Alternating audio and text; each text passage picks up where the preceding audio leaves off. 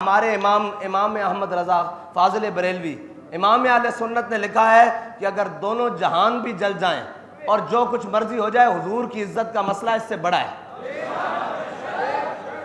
اور رہی بات کہ حضور کی عزت کے مسئلے میں یا قرآن کے تحفظ کے مقابلے میں تم کسی بھی چیز کو لا کر کھڑے ہو، سب سے پہلے تحفظ قرآن ہے، تحفظ ناموس رسالت ہے، اس کے بعد جو چیز آئے گی اس کا تحفظ ہے۔ من قتل معاہدا من غیر کناتن ہے، من غیر کناتن، جو بلا وجہ کوئی بات کرے، اور بلا وجہ تو نہیں ہوئی نا بھائی، ہم تو یہی بتاتے ہیں بھی بلا وجہ نہیں ہوئی، بلا وجہ اگر ہوئی ہوتی اور الزام دھرتے ہیں ہم پر۔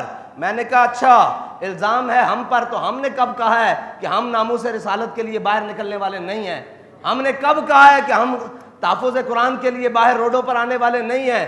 اگر رہی بات تم کہتے ہو کہ ان کے چرچوں کی چند دیواروں کو آگ لگی ہے اور تحریک لبیک والوں نے لگائی ہے، تو تحریک لبیک کراچی سے لے کر پشاور تک، خیبر تک اور گوادر سے لے کر ہر جگہ موجود ہے، پھر یہاں کے باقی چرچ کیوں سلامت ہیں اگر تحریک لبیک والوں نے لگائی ہے؟ اور رہی بات یہ ہمارا وہ اس وقت بھی جب آخری دھرنے میں بابا جی کے ساتھ ہم گئے تھے، تو اس وقت بھی انہوں نے الزام لگایا کہ یہ امبیسی کو جلانا چاہتے ہیں، یہ جناب اس کو فرانس کی امبیسی کو آگ لگانا چاہتے ہیں۔ بابا جی نے اس میں بھی بربلا کہا تھا کہ ہمارا یہ مقصد نہیں ہے کہ ہم ان کی امبیسیوں کو جلانا چاہیں، ہمارا یہ مقصد ہے کہ جو اس پاکستان کے تخت پہ اوپر بیٹھا ہوا ہے وہ کھڑا ہو کر کہے کہ من سب نبی جن۔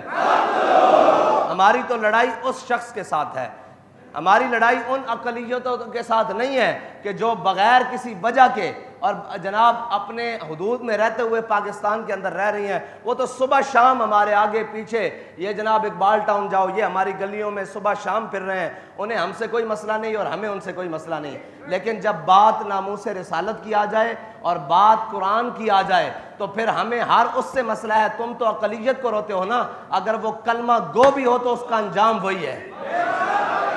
ہم نے کوئی اپنے ہاں معیار وہ نہیں رکھا ہوا کہ جناب یہ بڑا کلمہ گو ہے، یہ بڑی نمازیں پڑھتا ہے اور اس نے بڑے حج کیے ہیں۔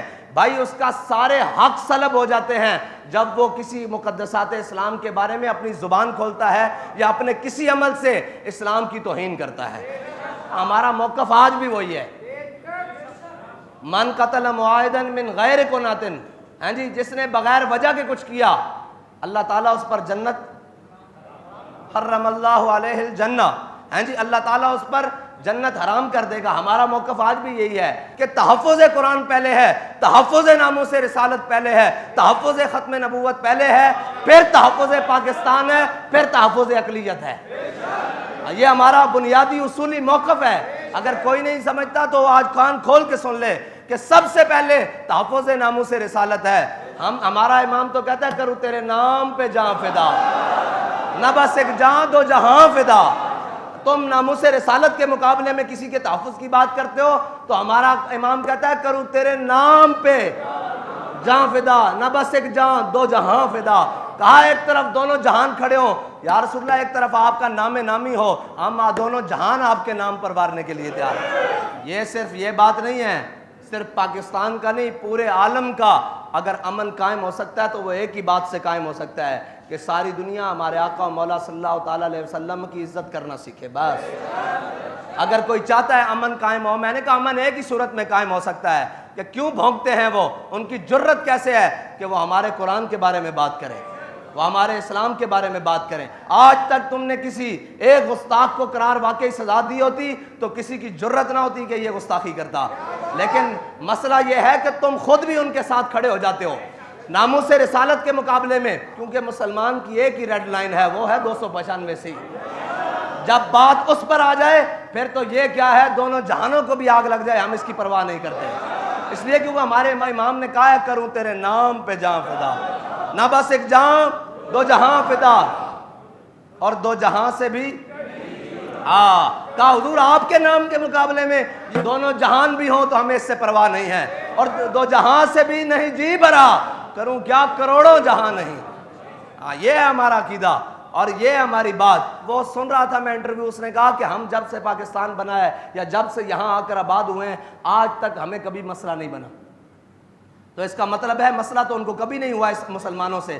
اگر مسئلہ ہوتا تو وہ یہ شکایت کرتے کہ جی یہ ہمیں تو آئے روز تنگ کرتے ہیں, آج ان کو بہانہ مل گیا. اس نے کہا نہیں, جب سے ہم بس رہے ہیں ہمارے ہاں کوئی مسائل نہیں ہیں, ان کی خوشیوں میں ہم جاتے ہیں اور وہ ہماری خوشیوں میں شریک ہوتے ہیں, اٹھتے ہیں بیٹھتے ہیں, ہمارے ہاں کبھی مسئلہ نہیں ہوا.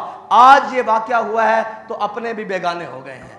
یہ مسلمان کا بنیادی دین کا فرض ہے کہ جب اس کے نبی کی عزت کی باری آ جائے تو تم یہ بات کرتے ہو کہ جناب اقلیتیں, یہاں تو چھوٹے بھائی نے بڑے بھائی سے کہا یہ دیکھو میری ماں جایا, ہاں جی حضور نے فرمایا جا کر فلاں یہودی کو قتل کر کے آؤ.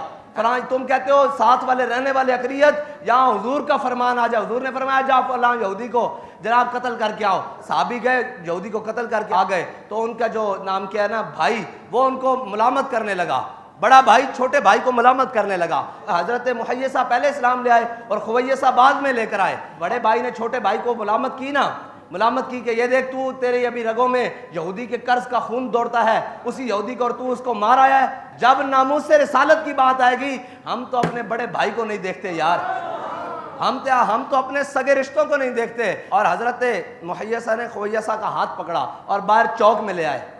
فرمایا یہ میری ماں جایا. بھائی بھی نہیں کہا, ماں جایا تو تھا نا, ہاں جی اسی ماں کے بطن سے دونوں پیدا ہوئے, ایک ہی ماں کے. فرمایا یہ میرا ماں جایا مجھے ملامت کرتا ہے کہ میں نے یہودی کا سر کیوں اتارا. عرض کرنے لگے میرے آقا و مولا صلی اللہ علیہ وسلم اگر حکم دینا کہ میں اپنے سگے بھائی کا سر اتارنا ہے تو میں ایک سیکنڈ بھی دیر نہ لگاؤں, اس کا بھی سر اتار کے لاؤں. بس سب سے پہلے میرے آقا و مولا صلی اللہ تعالیٰ علیہ وسلم کی ناموس کا تحفظ ہے, ختم نبوت کا تحفظ ہے, اسلام کا تحفظ ہے. اسلام سارے حقوق دیتا ہے لیکن سلب بھی کرتا ہے جب اسلام کے اوپر بھونکنا شروع کرو گے.